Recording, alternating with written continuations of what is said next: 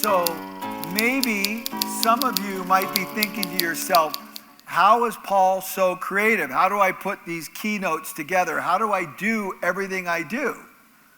I do it because my mind is free.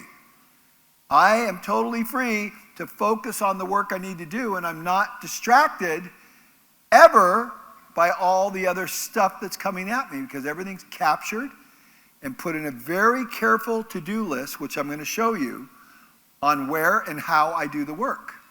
So I'm present. I never had a system this good before Bob taught it to me. Never. Okay? So this is the life-changing magic of getting things done. It's like a magic show. It works so good, it's literally like a magic show. So 2 million copies he sold, 30 languages, 3,000 people trained every month, and he's written a book for kids. And here's another important thing. David's a friend of mine, and I've interviewed him on my radio show. If you ever want to watch the interview, it's really cool. The top leaders in the world use this. The top leaders of Google, whether it be Microsoft, whether it be Apple, the top leaders in the world are doing this system. And there's a reason why, because it works. Okay? Here's my story. This is Bob Hendrickson, Director of Manufacturing. This is as high a level as you get. He's about 50 years old, and he's one of the most remarkable guys ever. Director of Manufacturing for Steelcase. So much responsibility, it's unbelievable. So what happens is, Bob and I go skiing. Bob and I go skiing every year together.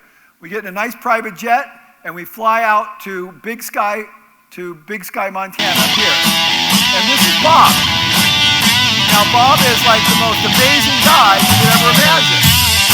He does everything at a high level, whether it be skiing, anything he does at this ridiculously high level.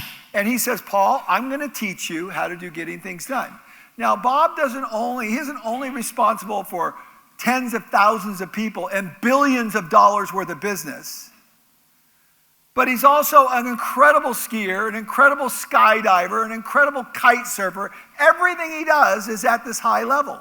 How could someone have that much responsibility and be like this? Bob Reno. Ready? How could that be that you got a guy with that level of responsibility, and he's wingsuiting, he's jumping out, he's kite surfing, he's doing everything. You and I can barely get our work done, and this guy is doing everything. And he does everything, and he doesn't miss anything. And he's totally reliable, and people depend on him. Why and how can someone operate at this level? I mean, it's pretty crazy. I would think most of you should be thinking, I want to be like him, because I want to be like him. And I am like him, because this is the life I have too. Because getting things done allows me to think at this high level. And it's amazing what this guy does. So, the target is for every day to be a great day. So for me, this is a great day. Hopefully it's a great day for you, but for me, it's a great day. You know why it's a great day for me? Because I'm prepared. It's a great day because everything I had to do for this presentation was written down. Every improvement to the keynote was written down. And for the week before I got here, I would boom, boom, boom, boom, boom, boom, boom. So I could stand up here and make a great presentation to you. It isn't by accident. This is getting things done. I wrote down every improvement that needed to be made to the keynotes and then punched through them. So I'm up here and I'm prepared. But if I didn't have a system that allowed me to do that, there's no way I could do what I'm doing right now. So, what's the target with GTD? The target is to be totally present. For me to be up here and not thinking about anything else that I have to do but just you. To be totally present. But in order to do that, you have to have a trusted system. You can't have a system that works sometimes, but then has a hole in it and, oh, it got missed. Oh, it got missed. Oh, it got missed. That's not what we're talking about. We're talking about a bulletproof system, a trusted system that you can rely on. So, we want to be totally present. We want to have a great day because we have a trusted system. This is what we're doing here. Okay, it's the life-changing combination of Microsoft To Do, but I'm going to caution you here.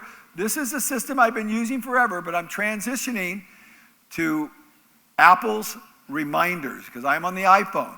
And the reason why I like Apple Reminder better is because I can just say, watch this. Hey Siri, set a reminder to talk to Prasad about takeaways from this meeting at 6 o'clock tonight. And it's done. It's already done. So I can do all that where with To Do, I have to open it up, queue it up, and then speak to the phone. It takes a couple steps longer. But I'm transitioning now into Microsoft or into Apple's reminders. So if you're starting the system and you're on an Apple platform, I'd recommend that. To Do is phenomenal. You're going to see how I have it set up, okay? So it's the combination of this philosophy of GTD, of emptying your brain and capturing everything, and having a mechanism to capture it in. That's GTD. Okay, so let's keep going. So one is a process, the other is a tool, a list manager and the process. Okay, so here we go. GTD is a great lean process. Lean processes are simple. They're fast, they're simple, they produce quality. It does all the lean things, okay? Then, the daily details of life. So it's basically GTD is the lean process for this daily details of life. And we all have lots of details. And so the first step is we want to capture everything. 3 steps, simple, simple, simple, simple. You capture, get it out of your brain instantly, boom, on a list. Then the next step is we want to organize it. We want to organize it in your phone, and I'm going to show you this in a minute, according to where the work is done. And I'm going to show you this in a minute. It's really magical the way that's done. So we're going to organize it, and then after we organize it, capture it. Now here's a key point. If you can do it in less than 2 minutes or less, you're just going to do it right now. You're not even going to capture it. You're just going to get it done. Now, if it's over 2 minutes, then you just capture it. Then we're going to do it now, okay? And then organize it. And now we're going to review it by context, okay? So here we go. This is my daily things I need to do. These are the things I do when I walk into FastCap. I have a list for engineering, a list for graphic design. If I go home, I have a list that I'm working on my shop, in the garage, in the garden, in the kitchen. Wherever I'm doing the work, I have a very detailed list of that. Miscellaneous things, FastCap new products, and my checklist. I'm going to show you how I do this. It's magical what's going on here. Okay? So these are the triggers. So when I walk into FastCap, boom, I open up my FastCap list. When I go home, boom, what do I have to do at home? Open it up. Is this making sense? Very detailed. Okay, so I organize everything. Every 2 hours, about the number of times you go to the bathroom, I pull out my phone and I glance at it to make sure I'm not missing anything. So every 2 hours a day. So when I'm talking to you, I'm focused on talking to you. I'm not thinking, my phone, my phone, my phone, my phone. I have all notifications turned off my phone. I don't even look at my phone. My phone is not driving me crazy. Because I know my process is about every 2 hours, I look at the phone, make sure I'm not missing anything, and then back to being what? Back to being, say it, present. Back to being present. Back to being present. Present. Not distracted. Okay? So, I've organized all the stuff that's coming at me according to where it's done. Okay, and my next action. What do I have to do next? I have to process the keynote into PDF and then send it to Prasad. And that's what's in my thing. Process PDF, send to Prasad. So that's the way it's done, okay? Now, I asked Bob to shoot me a quick video explaining the next action. So he's kite surfing, director of manufacturing. Bob, can you shoot me a quick video? No problem, Paul, because he's totally present. Good morning, Bob here. I want to tell you a quick story about getting things done and my 16-year-old daughter, Katie. So Katie comes to me the other day and she shows me her wonder list, and the number 1 item on there is fix exhaust. So she's got a slight exhaust leak. It's been on there for a while. And I asked her, I said, honey, what's the magic question with GTD? And she thinks about it for a minute and she says, what's the next action? I said, exactly. I said, so is that actionable? She thinks about it for a minute. She says, I guess not, because I haven't haven't got it done yet. I said, so what's the next action? She says, well, I'd feel more comfortable if you came with me. And I said, I'd be happy to meet you there. So I said, what's the question again? And she says, what's the next action? Well, I guess the next action would be to arrange a time that works for your schedule and is after school for me. So I said, that sounds like a next action. So I get out my phone, look for dates in a couple days, and we schedule it. And I looked at her and I said, honey, you just did GTD. You did a little more thinking. You kept asking that magic question. And you took it from fix exhaust, which wasn't moving, and you didn't know how to move on, to a real physical, visible action that's moving towards your desired outcome, which is to have your exhaust fixed. That's GTD right there in a nutshell. So proud of her.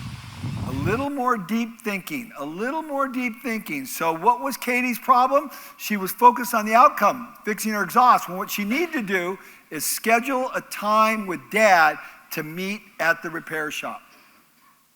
A little different thinking.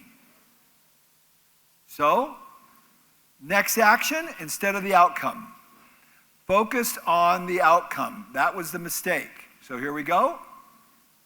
Katie, where are we? Whatever this place is called. To do what? Get my car fixed. Oh, so that was the... Action. The next action. Exactly. See how this works? See how easy that is? So then this is it. So this is my system. Right there, the white icon with the Can we turn the blue volume check up? mark, I click on it. This is what it looks like. So first of all, everything's in my mind immediately gets dumped into my task right here. So as I think of things, I just put it down immediately. And then later on, I will sort them into the correct category where they need to be done, or I'll just get them done. For instance, this is the way my system is set up. It's fantastic. I have a daily 8, things that I have to do every day, 25 push-ups, 3.5 minutes on video book, whatever it is I'm working on, 3S the house, complete one task, play guitar for 5 minutes, whatever it is, these are my top things that I have to do every day. Then I have words, Japanese words that I'm studying, everything's there.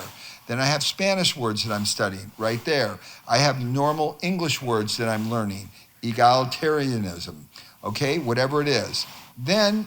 Now you think about this. Everything that's coming at me is captured. Isn't that amazing? Whether it be a Spanish word, an English word, everything is being captured.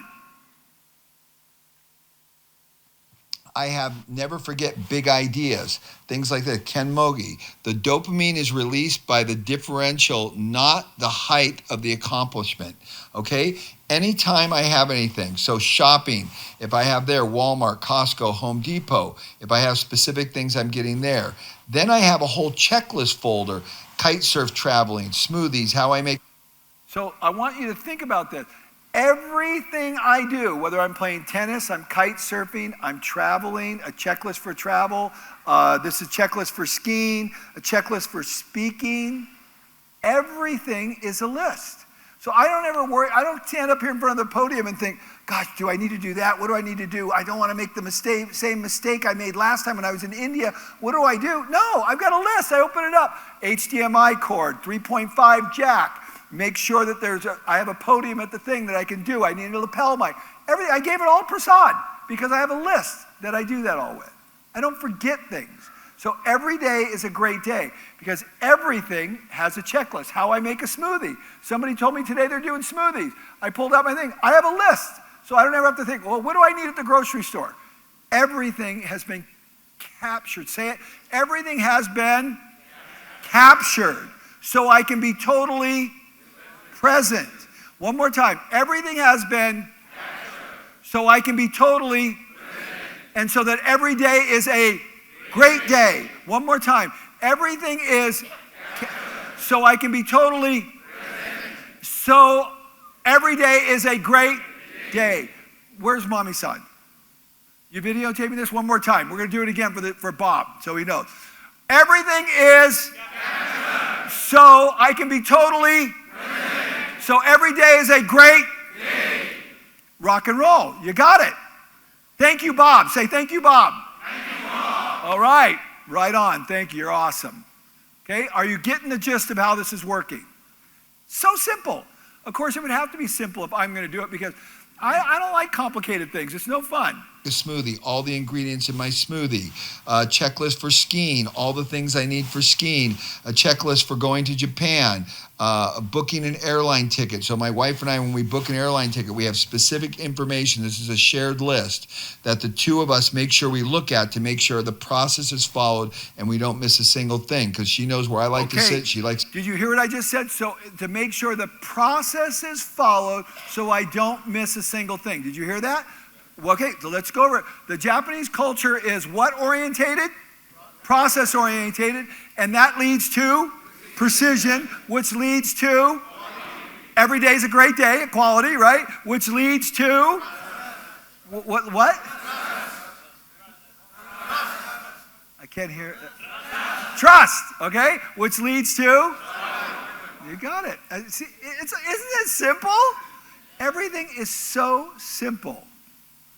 Now you understand what the Japanese are doing. I spoke to somebody down here.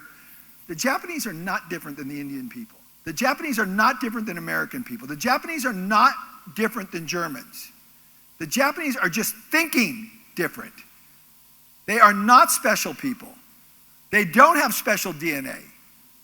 They are just thinking differently.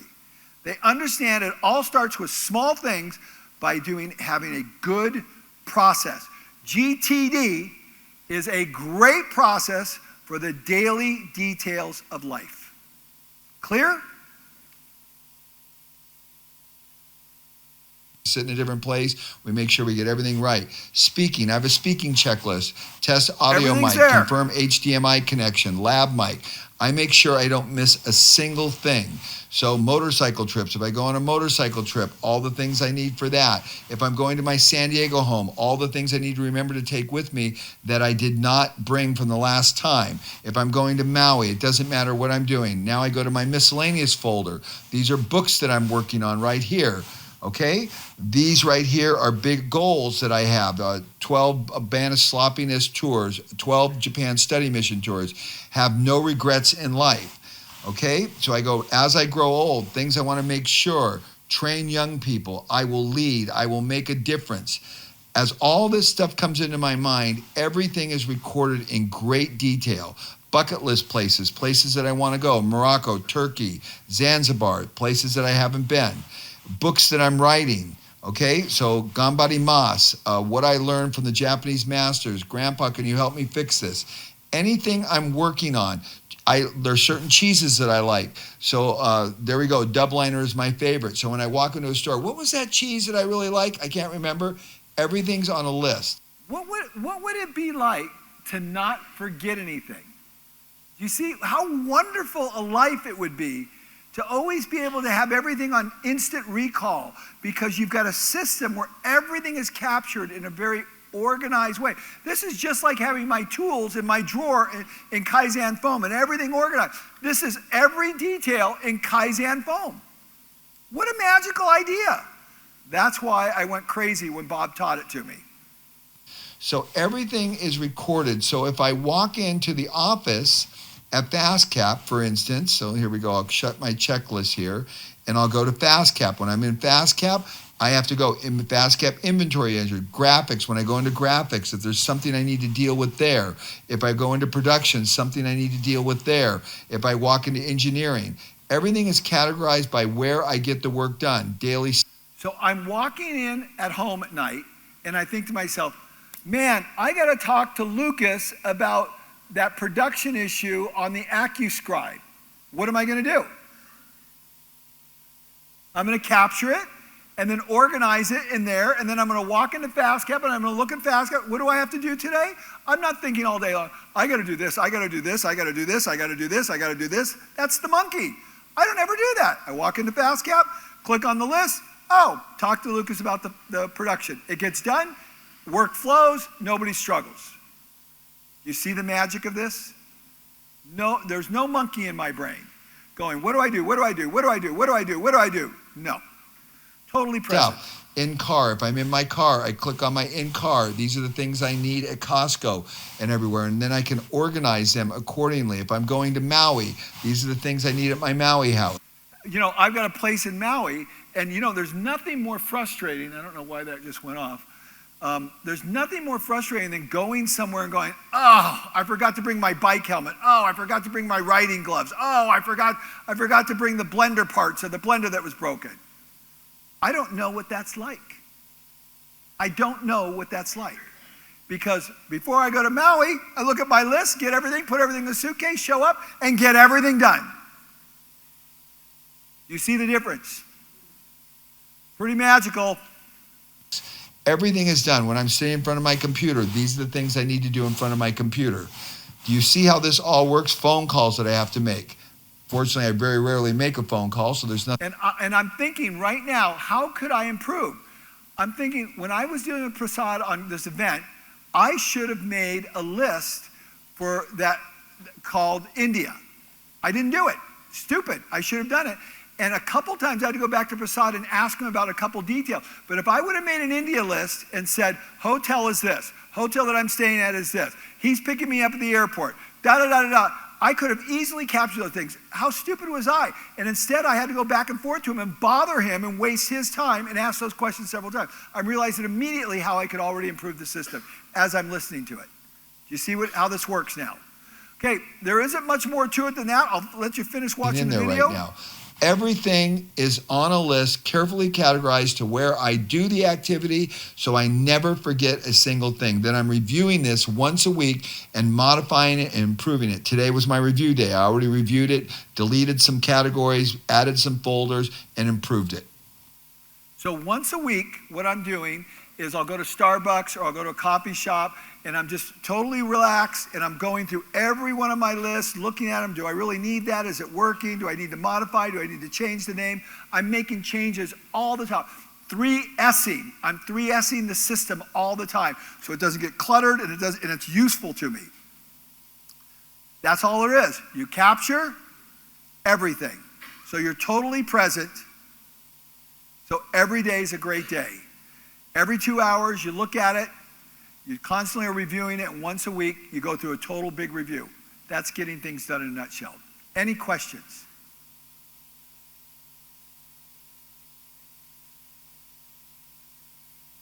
Speechless, eh? Was it helpful? Was it helpful to anyone? Did I just waste your time?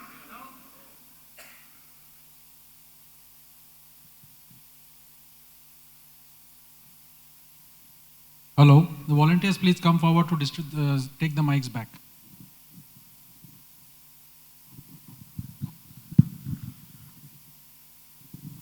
Okay, so let's take a look at time real quick.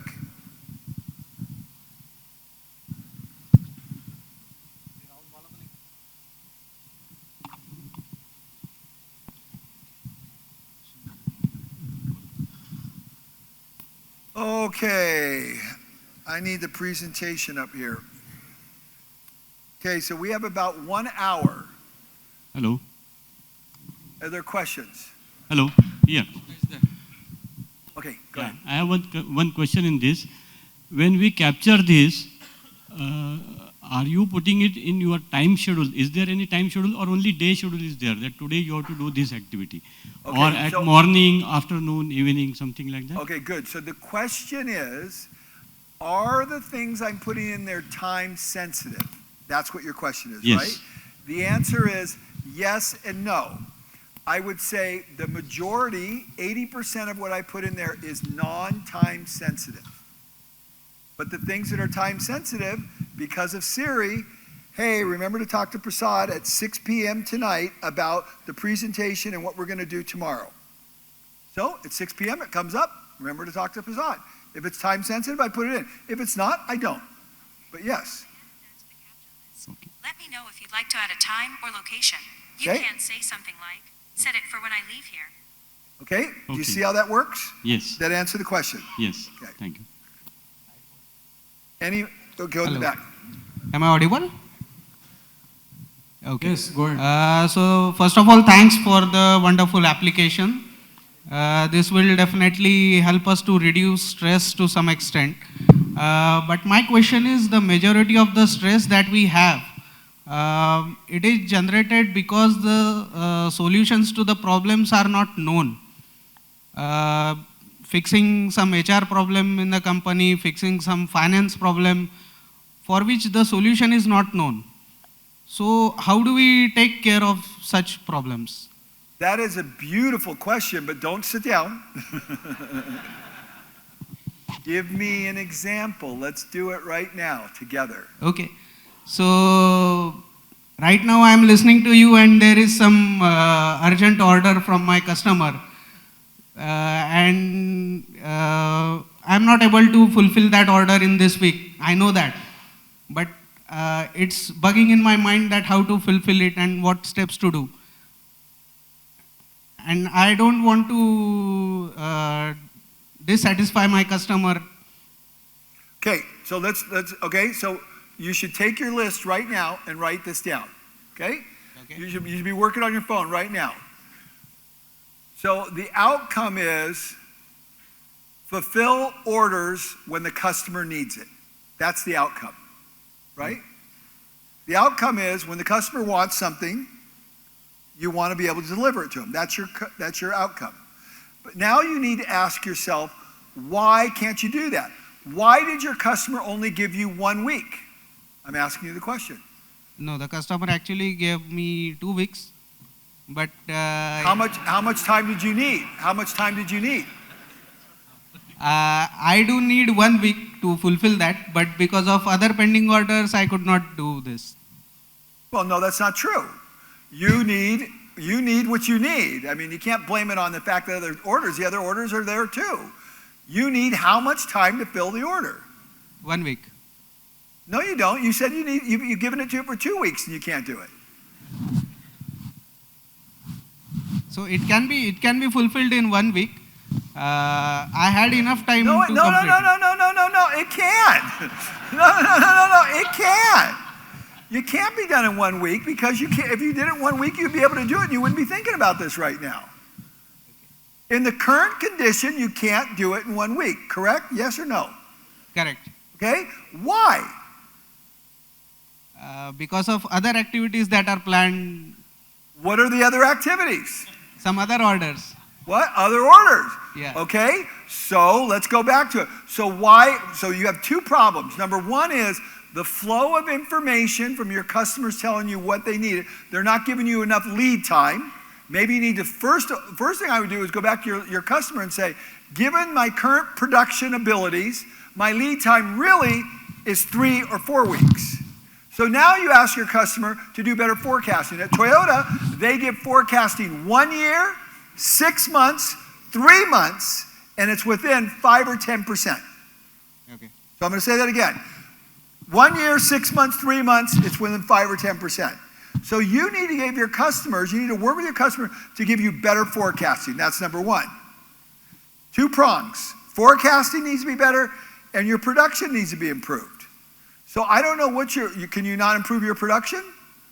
To some extent, we definitely can. Okay, well, that's the wrong answer. The right answer is, hell yes, I can improve my production by 500%. Okay? Did you get what I just said? Okay. Say it. Hell yes, I can improve my production by 500%.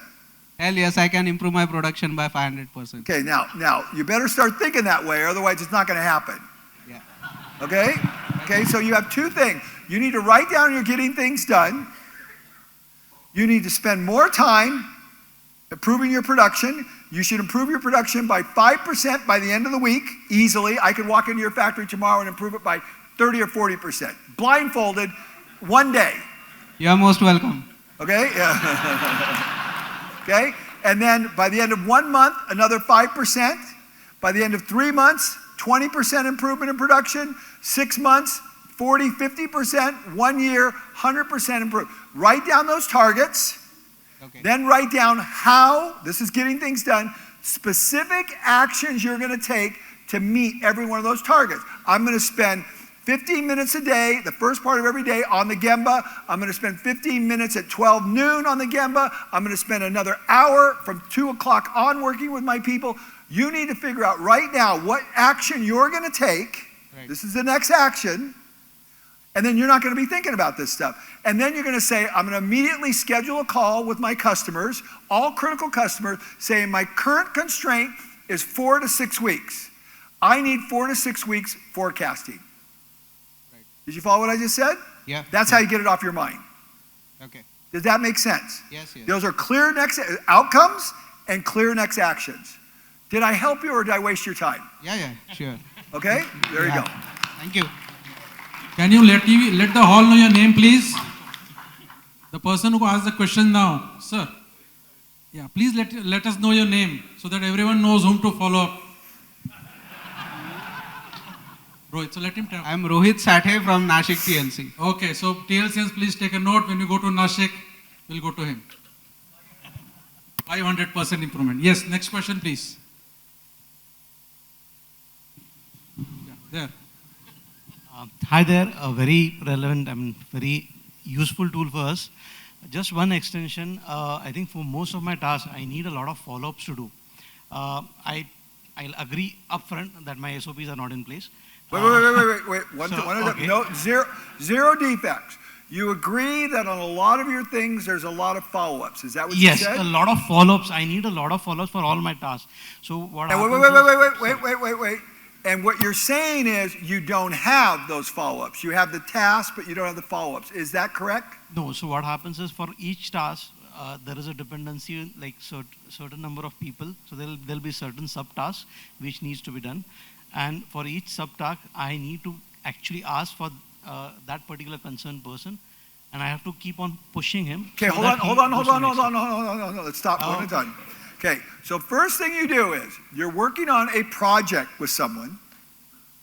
You have to make that a shared list. Yes. So if you have Bob, Sally, Martha that you're depending on, then you have a shared list with them and with you. Right. And every time something gets put on there, it gets put on there and then they check it off when they get it done. So you have shared lists with all these people. And then every 2 hours you're reviewing that and you call Martha up or Sally up or whatever it is and you say, what is the progress on this? What is the next action? So my question to you is there a way to avoid that calls, because that itself is frustrating? Wait, I Call didn't get people that. for follow-ups. Say it again. Calling people for follow-ups itself is frustrating. You're not, well, the calling people and following up is like this much activity for you. There is no, in a lean organization, there isn't follow-up. That would be babysitting. Babysitting is follow-up. You're not babysitting anybody. People need to take responsibility for these things. You set specific, clear targets and expectations, and you hold them to that account. And there could be a follow-up meeting where you're just measuring the progress so you can make adjustments. But if you're having to babysit hey, Martha, why didn't you do that? That's craziness. I mean, I would never do that. Yeah, same is there an automated way you are following for this, or just an extension to what you're doing? Well, okay. Well, with me, would you believe that I have very high expectations of everybody that are around me? Yeah. Everybody knows when they're working with me, they're not working at this level, they're working at this level. So you ready to copy this down, everyone? You get what you tolerate.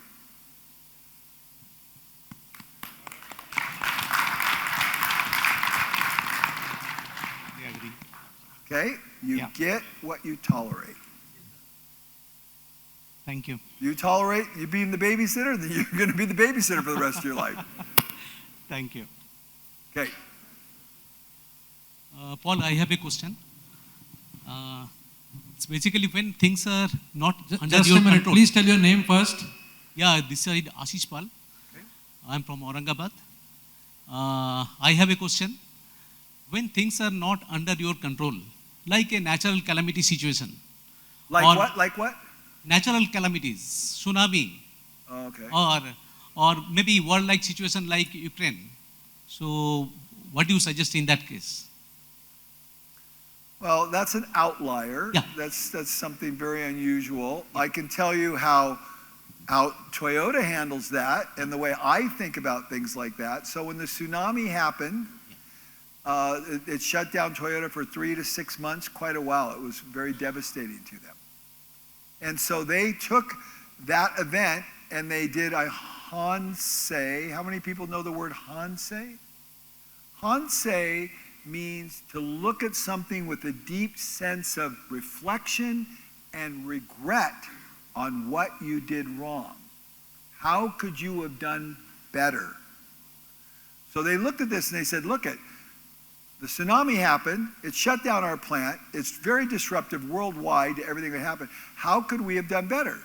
And so Toyota said, I think that our vulnerability, where our vulnerability is in semiconductors. So Toyota went out and bought 9 months worth of semiconductors. And they realized that was their Achilles heel. And then when the semiconductors went out, every other manufacturer in the world stopped, except for Toyota. So my answer is you need to look where those vulnerabilities could be with your company and say, how can I make sure I don't allow that to happen again? And while inventory is a bad thing, it was worse in this case to be out of production for 9 months, like Ford and GM and Mercedes-Benz, everybody else, they were completely dead in the water, and Toyota wasn't because they realized that was their weakness. So I think you just need to do a deep Hansei on where your vulnerabilities are and put in a countermeasure that could mitigate that. That's all I would do. Is that not reasonable, or what do you think? No, it's quite reasonable. Okay. But what I was wanted to know that whether this type of study we have to do from quite a beginning or throughout the year. Say it again. This natural calamity study we have to continue throughout the year. Oh, you have to always be thinking of this. Always. This is always be thinking of this all the time. Thank you. All the time, always. You know, that's part of leadership, is where you're vulnerable. Remember, I put up on the slide, I didn't hold it there very long. We are weakness oriented. Where are your weaknesses? And then you need to address those with countermeasures. Okay? More questions? Good evening, sir. In the Last very one. back. Yeah. I'm Digambar here from Nagar TLC. My question is, in morning session, you told that you don't have departments, HR departments, sales and marketing department as such. Then how could you manage all the systems in your company? I don't have a maintenance department. Is that what you said? In any department, like No, HR? I don't have any of those departments. Well, you have to ask, why do I need them? So let's talk about each one of them, okay? Why do I need an HR department? To have somebody in an office telling me who to hire who doesn't even know what's going on the shop floor? Why not let the HR department be my employees, my team members who are working? So they're my HR department. Then let's deal with the sales department. Why do I need a sales department? When I produce great quality products, I deliver everything 2 hours fax to truck. We have an unconditional return policy. Doesn't matter whatever happens to the thing. My customers are all making videos on YouTube. My customers are all raving about me all over the world. I get a new customer somewhere in the world every day. I never have to go ask for somebody to buy my product. A new customer comes to me every day from somewhere around the world. What do I need a sales department for? My customers are my sales department. My customers rave about me. They're so happy with me. I don't need one. Okay? Now, why do I need a marketing department? Someone to strategize how to convince people to buy my product? I don't need that. My customers are doing that for me. Why do I need a marketing department? Why do I need a maintenance department? Because I train, why don't I need them? Because I train all my people how to work on all the machines, how to fix all the machines. Everybody works as a team to help one another. We know that if the person knows how to fix the machine, they're going to be better operators of the machine. They're going to do better maintenance on the machine. Why do I need a maintenance department? I don't have it. Did I answer your question? Yes, sir. Thank you. So okay, I'm going to give you another nugget. Every once in a while, I try to hand you something that could change your life. This is another one. When my company was growing, my CFO, are you ready for this? I don't have a financial department. We're a $40 million company, and I have no financial department. I have basically one person doing accounts payables. That's it. One person doing accounts payables and payroll. You ready for this? I have a CFO that works at my company for 4 days a month. Lives in Seattle, drives 2 hours up, works at my company for 4 days out of a month, $40 million company, and that's it. We have a half-hour financial meeting once a month. It's a one-page document. We have no debt, everything's paid for, millions of dollars in the bank, no issues, zero. Why do I need a financial department? Listen to this. Accounts receivable. Basically, no one owes us any money. You know why? Because I tell our customers, I'm not your bank. You pay me in 30 days. You don't pay me in 30 days, you're cut off. You cannot do business with me anymore. It's very clear. My expectation, you get what you Thank you. So I tell my customers, you're going to pay me. I'm nice enough to give you 30 days credit. I'm not giving you 31 days credit. I'm not giving you 32. I'm giving you 30 days credit. If you don't pay, you're not doing business with me.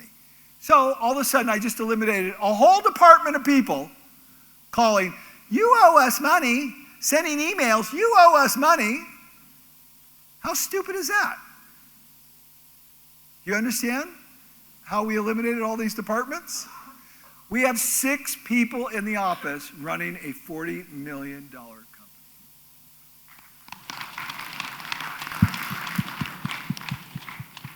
Okay? Did I answer your question? Did I answer your question? Okay. One at the left there. Yeah, please. Go ahead. Hello. Yeah, my name is Ketan Shete. Where are you? Okay, go ahead. Yeah, hi. So my name is Ketan from TLC Sangli. So my question is, there are other companies in my field or anyone other field which haven't done that systematic work which you have told, or that work or kind of systematic work they have achieved, or haven't done any daily improvements, yet they are successful, yet they have $1 billion business, and if they have systems, they are not lean, they are a bit complicated. I can give examples like Tata, Kirloskar and other MNCs also, or not MNCs, but and yet they are successful more than we are, or more than thousands of us following the system are. How is that possible? They have good margins. they're in a high immediately I would just say they're in a high margin company, but then you have to ask yourself, what is really success? Are all their people happy? Are all their people engaged? Are all their people using their brains to solve problems? Or are they moist robots? Can you answer that question? What do you think? I mean, if people are successful financially and they're not doing lean, they got a great business model where they got great margin. But that's not going to last forever. They are robots for sure. What? They are robots. They are working like robots. Even like we can take TCS as an example. Their employees are working like robots. I can't quite hear what you're saying. You asked me a question. Are they robots or are they using their brains? Yeah. So they are robots, I said. They're robots. Yeah. Okay, well, I mean, that's not a very happy existence. That's not very sustainable. To me, it's not sustainable. It's not what gives me joy. What gives me joy is knowing that all of you are going to go home and you're going to affect tens of thousands of people, and people's lives are going to be better. That's what gives me joy. I mean, so what if you make money? Okay? Okay, I think that should be it. Paul, we should proceed with the next part. Okay, Yep. great questions, Thank you so much for the everyone. questions. Yeah, great Volunteers, please questions. collect the mic and keep them with you. Thank you. Okay, so here we go. So I need my talk up on the screen. Very good questions, very impressive group. Okay, travel is the cure. So some of you know who Mark Twain is. He's a famous author from the United States. How many people know Mark Twain? A few people? Okay, good. So travel is fatal to prejudice, bigotry, narrow-mindedness, and many of our people need it sorely on these accounts. Broad, wholesome, charitable views of men and things cannot be acquired by vegetating in one's little corner of the earth all one's lifetime.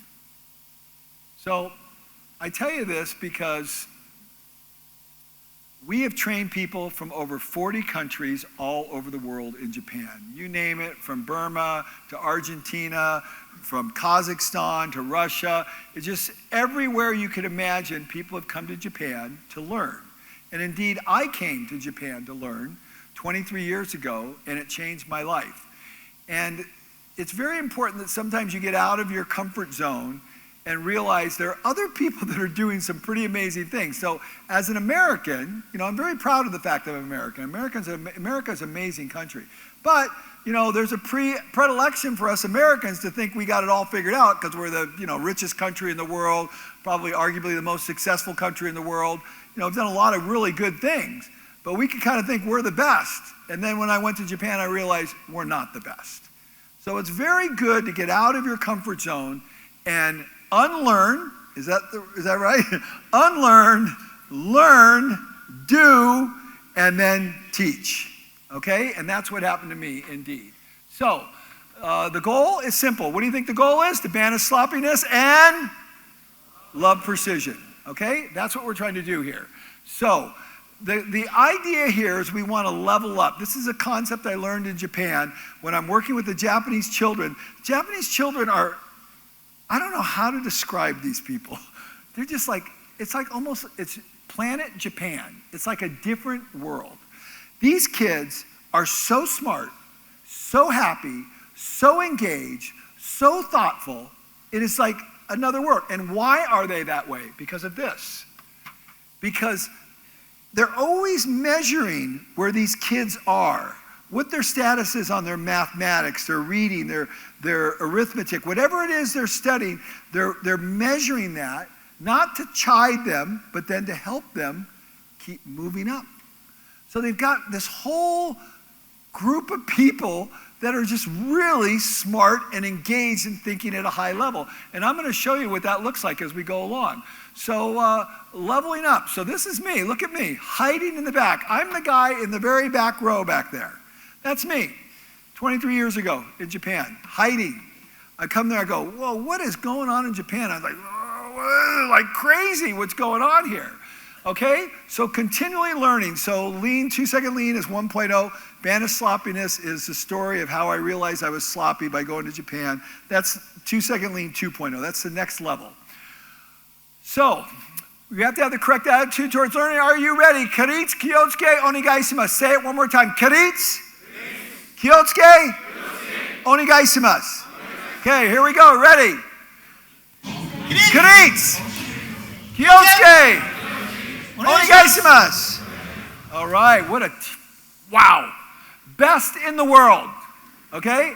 Best in the world. You're awesome. Sit down. Okay, we can go. Let's keep going. Very good. Okay, so in order to understand Japan, you have to be humble. Because if you go to Japan and say, Japan's not that good. Oh, I've had plenty of leaders come there and say, Japan's not that good. The Germans do it this way. The US does it this way. The Swiss do it this way. You're going to miss everything. You got to be very humble.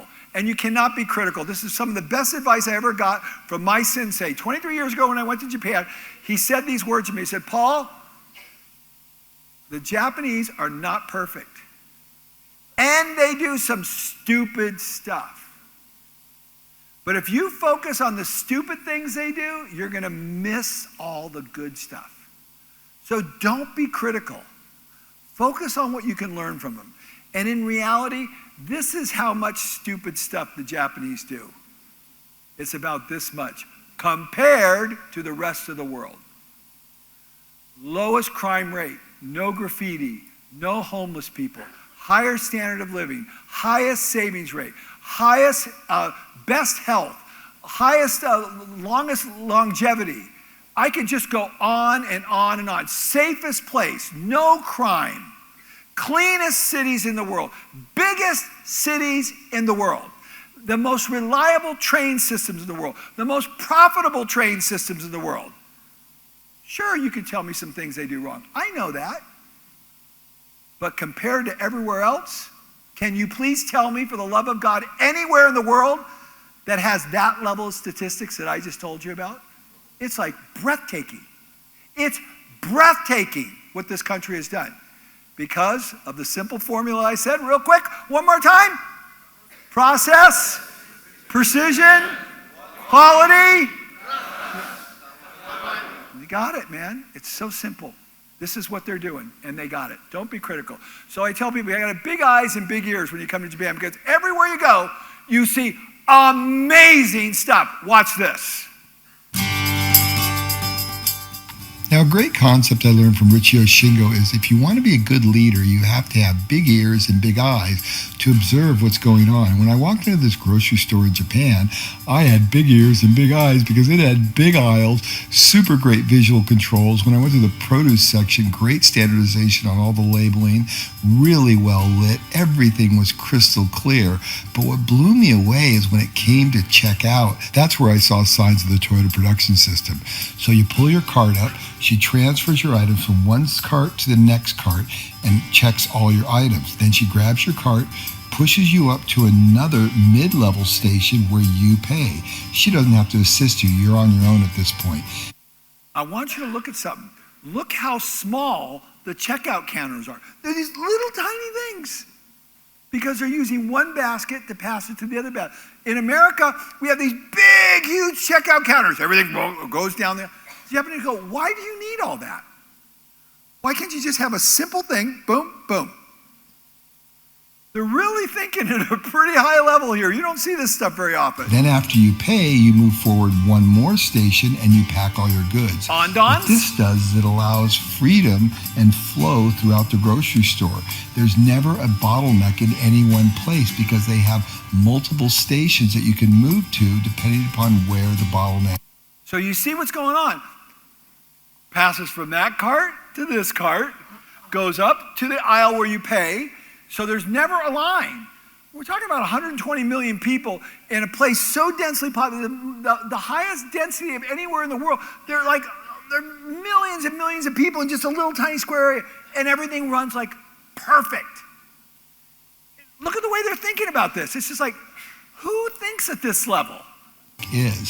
It is absolutely fantastic. They have on-dawn lights that show you the different level of constraint in each area. It was so clear, so incredibly effective, it blew me away. So you know the drill. Have big ears and big eyes and observe all the fantastic things that are going on around you. And if you go to Japan, it's going to be everywhere. Okay, and take notes. And remember, no excuses. World War II. There was nothing left, and today it's Vikram, are you here? Is it unbelievable?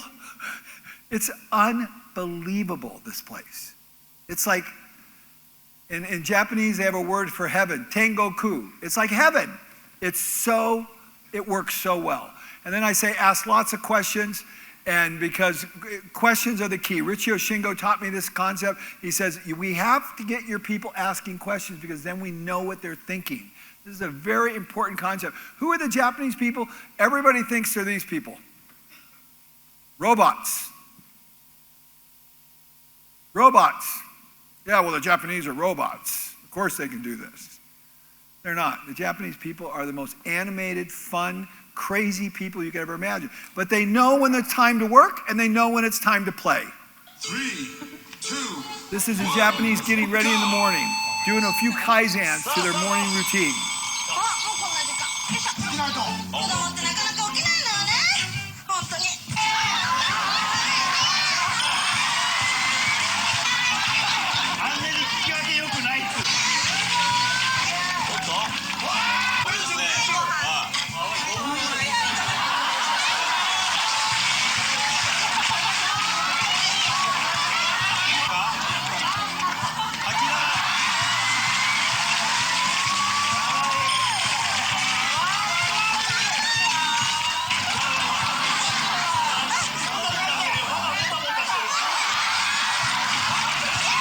So, very clever.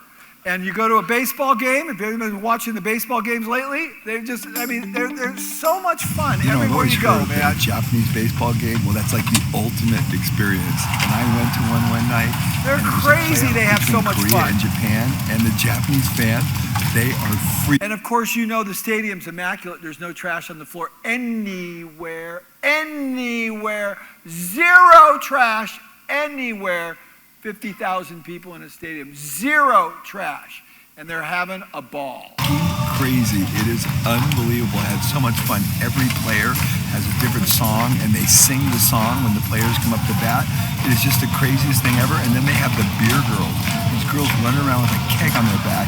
Everything's just in time. They pour every glass of beer fresh No with waste, great no foam. waste. Look at You stand. Remember my friend Josh solving the beer problem? Look at how the Japanese solved it. Just bring the beer right to the people. The girls are incredible for safety, and then they're just the cutest girls, and they're so much fun, and they're running all over the place, and they're dressed in all different outfits depending upon what kind of... Amazing. But yet, you go into the factories as a tier 1 supplier, we have a tiny scratch, they're making 100 million parts, they have a tiny scratch on a piece of metal, and the whole company stops, and everybody comes running, and they go, why? Why? What is the countermeasure? What happened? Why did we produce that defect? It doesn't even matter. But they're obsessing over the tiniest detail. Look at this. Crazy. I couldn't believe it.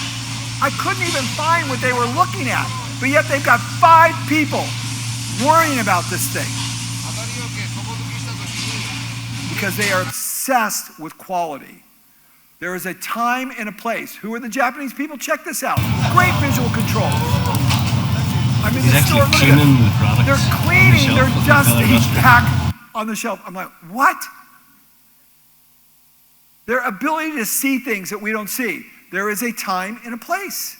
There's a time and a place to have fun. You go to a baseball game, they're having a great time. This is a question Japanese researchers ask. Okay, so are computers male or female? So the answer is the women said male, definitely, because as soon as you buy them, you realize you could have got a little better, if you waited a little longer, you could have got a better model. Okay, but the females said, the men said they're definitely female because every mistake you make is stored on their hard drive for future retrieval. Okay? So, they have a great sense of humor. Who are the Japanese people? This is Richio Shingo. Remember Nick, I told you about the guy that didn't want to improve? This is my Nick right here. This is the guy who said, I can't make an improvement. He turned out to be my #1 guy in Kaizen because I didn't train him well enough. But I spent shoulder to shoulder with him, got him understanding, and the next thing you know. So then Richio Shingo, president of Toyota China, comes to my plant for 2 days. And does he go to the conference room? No, he gets on a plastic stool, sits next to Nick, and solves the problem for 2 days on how to get an injector pen out without any defects. This is the way the Japanese think. So you ask me questions about, are you spending time on the Gemba? If the president of Toyota China, the son of Shigeo Shingo, believes the Gemba is important, what is your problem?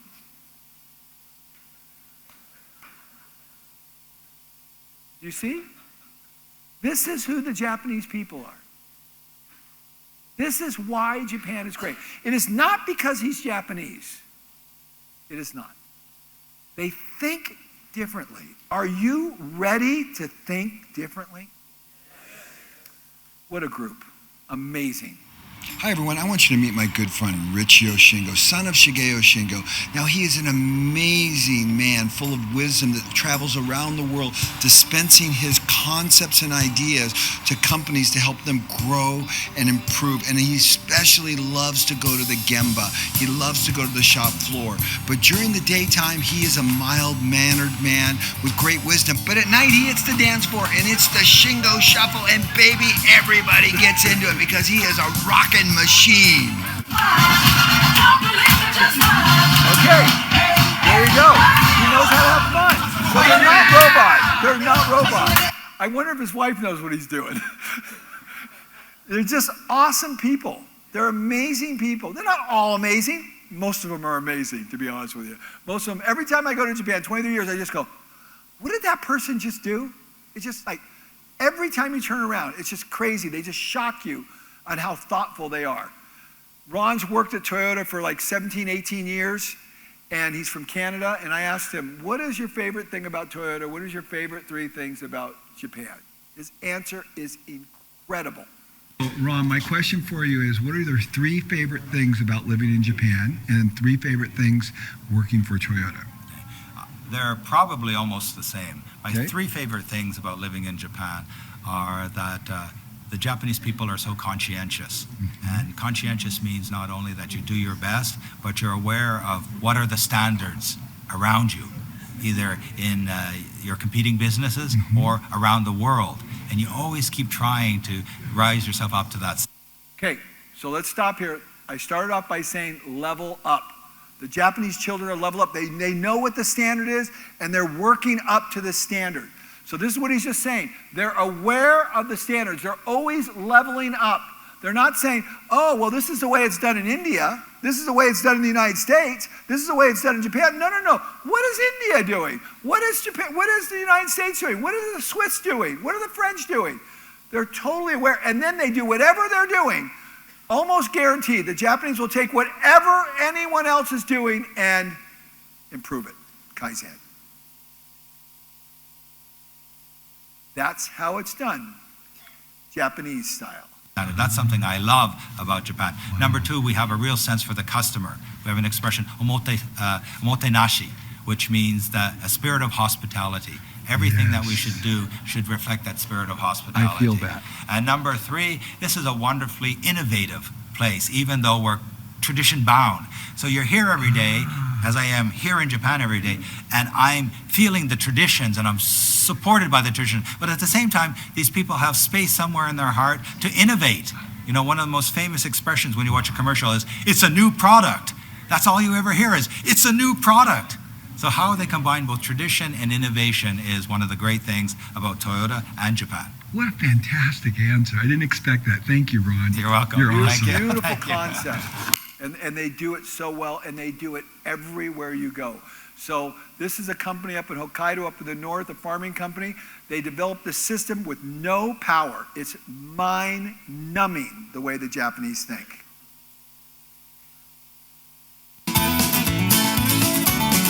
The precision, the process. Think process, precision, quality. Look at this. Process, precision, quality.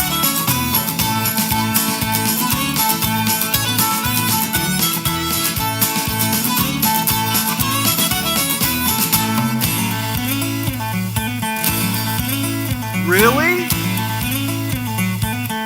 Now, by pulling it, they're planting all this lettuce. Major game changer on our farm. It's turning an hour of work into minutes.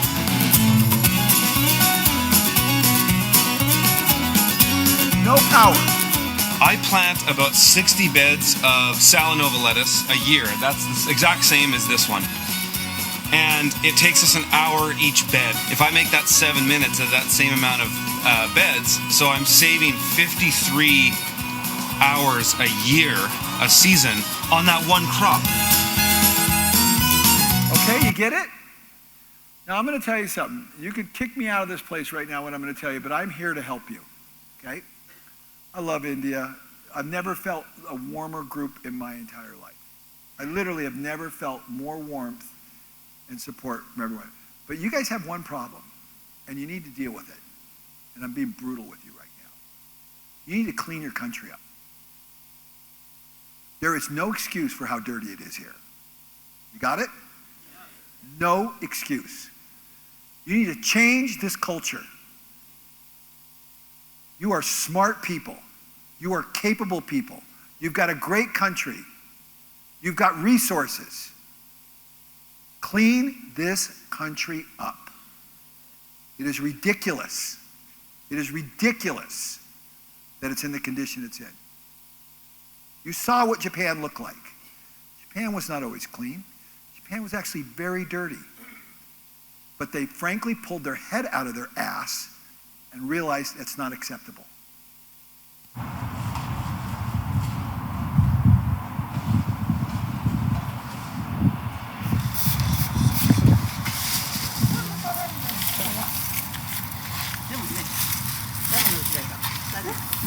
This is normal in Japan.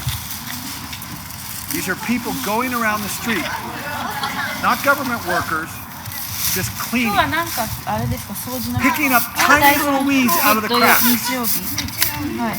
So the third Sunday, once a month, this is the community of this area. Only wives get together and then clean.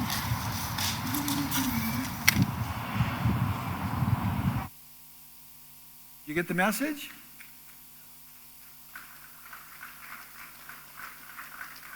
I expect in 5 years from now for this country to be transformed because of the group of people that I'm talking to right now. Okay? You can do it. You get what you tolerate. You can do this.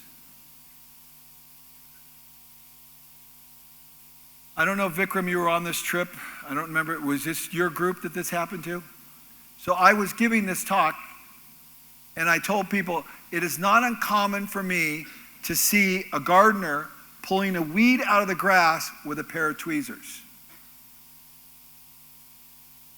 And they said, you're lying, Paul. We walked over to the Imperial Palace. We were walking down the streets, and right in front of us was somebody doing exactly that. That is the level that these people are seeing. They have recalibrated their eyes to see what's going on. And they have created a spectacular culture and country where everything runs by the second. And they have a ball doing it. It's a lively culture where the people are incredible. It can be done. I'm depending on you to change this country. Can you do it? Yes. That away. Omotenashi, a real sense of the customer. You're leaving on a plane and they're waving and bowing to you as you're leaving the plane. What respect? One of my favorite things about Japan is omotenashi, a real sense of the customer. Here I am taking off on a plane, and the ground crew is waving at the plane. This is very common. You leave a major company, and the president and general manager and everybody stands out and waves at you. We have a real sense for the customer. We have an expression, omotenashi, which means that a spirit of hospitality. You're waving goodbye at the end of a factory tour or getting in a taxi cab and the door automatically opens. And the same taxi cab has all the charging cables for whatever phone you might have. Or you're in a public restroom where every detail has been thought about, including if you're a child, to make sure the toilets are accommodating to you. And of course, we express omotenashi back to them as we're leaving because we've learned this deep sense of respect for the customer. Omotenashi, it's just a beautiful custom that ingratiates your heart to be thankful for you. Omotenashi, subjugation of self in service to a guest. Now, I feel that here in India. I feel very much this omotenashi here, this real sense of service, which is a beautiful thing. But now let's solve the other problems. Let's clean the country up. Let's get things, let's start paying attention to details at a different level. You can do this. This woman is from Canada. She is a nun. She's been working in Canada, I think in Japan, for over 40 years. And I asked her what she liked about Japan. And I agree with her 100%. But it's just that it's so safe. So safe. And it's so peaceful. So peaceful. And it's a beautiful country. I've seen It's a beautiful most country. of it. I like the people very much. I like the Because people they're here very much. They're They're- good people. I tell people when I come back, I'm back. When I land in Japan, I say, I'm back. It's unbelievable. Things work. People are using their brains at every level. It doesn't matter where you go. And one of the ways they do it is right here. Every day, non-stop. And that's Japanese culture. So this guy's name is Dan. And what happened was we asked Dan, he's an American. He works in a Japanese school now for over 20 years.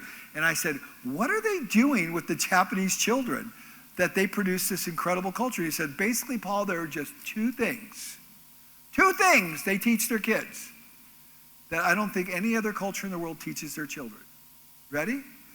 Gambarimasu. I will do my best. Gambarimasu. And yokusoka,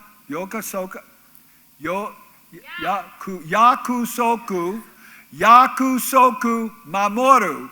I will keep my promise. That is it. We walk. So, have you ever delayed Toyota's production? Have you ever had a problem where Toyota, you didn't meet their production schedule? I believe the 10 or 15. Okay, so I will do my best and I will keep my promise. Now we're at Akimona Brakes, and I asked him, had he ever delayed the Toyota production system? And he says, one time 11 years ago, there was a chance we would delay the Toyota production system. I will keep my promise. Yakusoku mamoru. I will keep my promise. Gambarimasu. I will do my best. He says, we hired a helicopter to get the parts to Toyota. So if you have an entire culture that says every time they do everything, they're going to do their best, and if they say they're going to do something, they're going to do it, what would this country look like?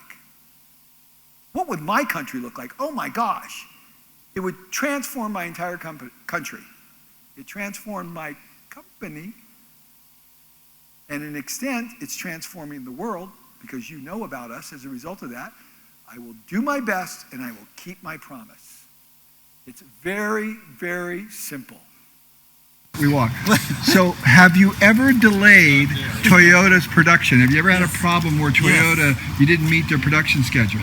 I believe the 10 or 15 years ago, 10 or 15 we years had ago. heavy snow in Miharu Heavy area, snow. and we had the risk to stop the Toyota line. And at that time, we used the helicopter to deliver to them. Very good. Thank you. Do you see what the Japanese are doing? If you say you're going to do something, they do it. There's no like, well, I tried. No. They're going to do it. This is how they do it. So I've had so many great teachers over the year. These 6 men have had a profound influence on me, cumulatively hundreds of years, it seems like, of all the wisdom that I've had poured into me from these amazing people. So general information about about Japan. It's a very small country. You overlay it over the United States, over India. It doesn't take up much room. But yet it's this, they have very little farmable land, arable land. So it's the size of West Virginia to feed basically 127 million people. So they don't have a lot of land. So they've got to be very, very resourceful. And if you compare it to California, Japan is 145,000 square miles. California is 172, okay? And then the economy grew at 435% between 55 and 75. Never in human history has any economy ever done this. Their productivity went through the ceiling. And look at Japan has 127 million people, California 40 million. Could you imagine what California would look like with 127 million? It'd be chaos. But yet in Japan, everything is calm. It's just crazy how well it runs. It's the third biggest economy for the longest time. This little country, this little tiny country was the second biggest economy in the world. It blew China away, it blew India away, it blew Germany away, it blew everybody away. And only now, finally, the Chinese figured it out and they finally surpassed it. How did they do that? That should pique everyone's curiosity. How in the world did they do that? So some general information, it's all islands. You got 6,800 islands, and there are 4 main islands right here. This is the main island, Honshu, where Tokyo and Nagoya is. And these are the main population centers, because this is all mountains. You can't do anything with any of this land. So they have very little land. They have to be so resourceful because they have so little. Okay, and Nagoya is 9 million. What did this city is 4 million? Nagoya is 9 million. I mean, you go to a typical city in Japan, it's 9, 10, 15 million people. That's a lot of people. And it is spotless. Raise your hand like this. It is spotless. There aren't any trash cans. And there's no trash. There are no trash cans, and there's no trash. Somebody's thinking differently about something. Okay, this is Nagoya. This is the birthplace of Toyota. This is where it all started. This is where Sakichi Toyota built the first plant right here in Nagoya. And this is when we go to the Japan study mission, we spend a lot of time in Nagoya, in this area right here. And then Kishu down here is where Lexus is from. So this island down here, this is kind of like a little farming area, kind of more rural area. And this is where Toyota built the world-class Lexus car that changed the world. Right down there with a bunch of people who were not very sophisticated, to be honest with you. But what do you think they did? They trained them. They trained them to build the best car in the world, surpassed BMW and Mercedes. No, it blew BMW and Mercedes away. I used to drive Mercedes. Never again. I switched to Lexus, and I will never look back. I got tired of going to the repair shop. Okay? I've been everywhere in Japan. I have been to well over 100, 200 cities now, just crisscross this place from one end to the other, trying to understand what it's all about. And a brief history. So Japan, this is a very important point I'm going to make right now. Japan has mastered the pivot. The pivot. They have made a lot of mistakes. But they have recognized their mistakes and they have pivoted away from them. For instance, 1600 to 1860, closed country. If you interacted with someone from India, the United States, Denmark, anywhere else, you'd be killed. They closed the country. No foreigners, zero trade. Closed the country. Then Perry came ashore, an American with 4 ships, and demanded that the country be opened. They realized they were screwing up because Perry had all these advanced weapons, advanced ships, steel, steam engines, everything. And the Japanese were like in wooden boats. So they go, oh, we made a mistake. We're going to pivot. Boom. And they pivoted, and they had the Meiji Restoration. This period right here for the next 40 years. They went from being a backward country to being a world power in 40 years. They defeated the Russian Navy. With a quarter of the ships, they sunk every ship in the Russian Navy. They went from wooden boats to defeating one of the greatest navies in the world in 40 years. In 40 years, at the end of World War I, they were on the negotiating table with the United States, Germany, France, and Great Britain. They went from being a backward country to being one of the most powerful countries in the world in 40 years. They pivoted. Is India ready to pivot? Japan did it. You can too. Okay? So they went to this pivot. 1904, they sunk all the Russian ships. Then during this period, this Meiji Restoration, this opening up Imperial Japan, this is when they got a little crazy. And they attacked the United States at Pearl Harbor. Some of you know the history, some of you don't. That was not a good idea. And at that point, we went into World War II. And the Japanese are ferocious. They will not stop at anything. They are committed samurai warriors, and the only way to stop them, we firebombed and burned Tokyo to the ground. That still didn't stop them, along with many other cities. We had to drop 2 atomic bombs on them to finally get them to surrender. They did not give up. And then they went from being this ferocious, mean, nasty country that was imperialistic and taking over China and Malaysia and the Philippines and Taiwan. They were taking over everything. Pivot to the most peaceful country in the world. Isn't that crazy? They have really transformed themselves. If you go to Japan, the one thing people always talk about is how peaceful this country is. They have done these incredible pivots. And now we have modern Japan, which everyone just goes there and just their jaw opens up. This place is incredible. They have mastered the pivot. So that all happened when Perry came ashore, and he came up ashore with these 4 black ships right here. And, you know, the samurai warriors, they didn't know what to do. And this is just a little reenactment of what that looked like. It was a little humorous, but the Japanese didn't speak any English, a little bit of Dutch because they had one little area that they would trade with the Dutch. But other than that, and Perry just came aboard and said, I want to be able to get food from you. I want to be able to get water from you. I want to be able to get coal from you. I want to be able to trade here. And you're going to open up. And I'm not going to take no for an answer. And the Japanese were forced with, if we don't open up to them, we're going to be imperialized. It's going to become a part of a colony. And you guys know what that's about, right? At that point, people were being colonized all the time. So Japan said, what are we going to do? They said, so they adopted Western principles. They went and saw what the West was doing. They adopted their agricultural principles, their business principles, their dress, their military. They just went hog crazy, and they adopted all the Western principles, but they supported it with their Japanese culture of being very thoughtful, being very disciplined, following through, being conscientious. So they had all their Japanese culture supporting the Western ideas, which were obviously more superior. So the Japanese are very, very clever, and this is kind of what it looked like. It's a little humorous take on it. Yankee Doodle went to town, riding on a pony, stuck a feather in his hat and called it macaroni. So this is like one of the top leaders, like a samurai, if you will. Well, these are the samurais, and this is the shogun. This is one of the top leaders. He's like, oh my gosh, what am I going to do? The Americans are here. Nice deep bow. I am Commodore Perry of the United States Navy. I come in friendship, bearing a letter from President Fillmore to be delivered directly to the Emperor of Japan.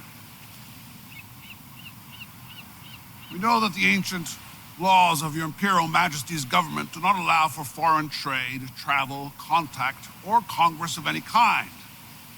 But as the state of the world changes, it seems to be wise from time to time to make new laws. What's he saying? I don't know. It's a foreign language. I've never heard this language before. I think it's a different dialect. Let me ask him if he can say it again and I can understand it. So the bottom line is, Perry came back 1 year later and the shogun said, okay, we're going to open up. We're going to open up the country. And that started this reformation and this total adoption of Western principles. The shoguns, they went away. These were the leaders at the time. And the samurais were the ones that protected them. And they did a massive pivot. And the way the whole system was set up there is you had the emperor at the top, which he didn't have a lot of power. He's more of a figurehead. Then you had the shoguns, and then you had the samurais protecting them, the peasants, the farmers, the merchants, the artisans, the geishas, and the prostitutes. And the daimyo was actually that guy that was sitting there. He was right underneath the shoguns, and he was like a governor of the whole area. So this is the way it was set up, and then that all went away. Just like that, boom, over with. Just like this massive pivot. Closed for 250 years, everything went away. They basically adopted a type of democracy where the emperor was in charge, but all these Western principles started coming back, and we started the Meiji Restoration in 1868, and this is where you saw the presidents of a country, this is what you see in Japan now, the presidents of a company on the shop floor with the people at the same level, not hiding away in a private office. You saw this flattening, so there wasn't all this hierarchy, just total flattening of the way things were done. And Emperor Meiji was a practical guy. He was the one that started this whole thing and just created this flat society and adopted Western dress. I mean, this is not the way the Japanese dress, but he said, no, the West is doing some good stuff, we're gonna adopt it. So just like me, when I went to Japan, I saw what the Japanese are doing. I didn't say, oh, the West knows everything. I said, no, the Japanese are doing it better than we're doing it. I adopted those principles. Are you ready to adopt some new ideas? Amazing, amazing group of people. Never been in front of a group of people like you before. So these are some of the great thought leaders. Takeshi Toyoda was one of them. These are the three men that really were responsible for transforming. Takeshi Toyoda started Toyota. He was basically a carpenter. He was just like me. I was just a carpenter, nothing. I didn't go to Harvard. I didn't go to Yale. I don't have a business degree. I didn't have an MBA degree. I don't have an engineering degree. I don't have anything. Takeshi Toyoda had nothing except for the idea to solve the problem for his mother so his mother didn't have to work so hard, and created a loom that was easier for her to operate. That's how the whole Toyota system started, based on Takeshi's desire to help his mother. He was very influenced by Confucianism. I told you it was a religious concept. Very much felt that he needed to do something great for for his mother, for his community, and for his country. Sakichi was driven by this, and so were these other people. They just loved Japan, and they wanted Japan to catch up. And one of them was Fukuzawa. He's an amazing guy. I'm not going to watch the whole video of that right now, but I have a video on him, but I'm going to pass that. And then we have this guy, Nitobe. He was amazing. He spoke English. He was a Christian, an agriculturalist, an economist, an author, an educator, a diplomat, 5 doctorate degrees, educated in the United States, wrote a book called Bushido, The Way of the Samurai. These people just saw what the West was doing, and they said, okay, let's do this. So these 3 people had huge influences. So he wrote Bushido, The Way of the Samurai. And this book really was a treatise to show the West how the Japanese thought about things and why the Japanese were who they were. And it focused on courage, benevolence, politeness, sincerity, honor, loyalty, and self-control. And this book influenced major people in the world. John F. Kennedy read the book. He couldn't believe it. Theodore Roosevelt read the book. Robert Baldwin Powell, who started the Boy Scouts, he read the book and he said, wow, what the Japanese are doing is really, really special. And then here is one of the most beautiful stories of all, Sakichi Toyota to help his mother. The whole Toyota production system, the reason you're sitting here and studying continuous improvement, Kaizen, the Toyota production system, is because this man wanted to help his mother.